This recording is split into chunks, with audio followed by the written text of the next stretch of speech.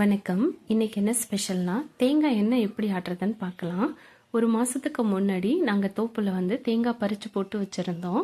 அந்த தேங்காயெல்லாம் மட்டை உரிச்சிட்டு அதை உடைச்சி வெயிலில் காய வைக்க போகிறோம். இப்போ 2 நாள் இந்த தேங்காயெல்லாம் காஞ்சதுக்கப்புறம் கொட்டாங்குச்சியிலேருந்து தேங்காய் எடுக்கிறதுக்கு ரொம்ப ஈஸியாக இருக்கும். அதுக்கப்புறம் நம்ம எண்ணெய் ஆட்டிக்கலாம். இப்போ நாங்கள் ஒரு 20 கிலோ அளவுக்கு தேங்காய் எடுத்துகிட்டு வந்திருக்கோம். இப்போ செக்கில் போட்டு ஆட்ட போகிறோம். இப்போ இந்த 20 கிலோ ஆட்டினா ஒரு 10லேருந்து 11 லிட்டர் எண்ணெய் நமக்கு கிடைக்கும். ஃபஸ்ட்டு கொஞ்சம் கசடாக எண்ணெய் வர்ற மாதிரி இருக்கும். அதுக்கப்புறம் தெளிவாயிடும். வந்த எண்ணெயை ஒரு 2 நாள் நம்ம வெயிலில் காய வச்சோன்னா மண்டு மாதிரி இருக்கிறதெல்லாம் அடியில் தங்கிரும். அதுக்கப்புறம் நம்ம சுத்தமான எண்ணெய் எடுத்து பேக்கிங்க்கு ரெடி பண்ணிக்கலாம். இப்போ இதில் எந்த சல்ஃபரும் யூஸ் பண்ணுறது கிடையாது.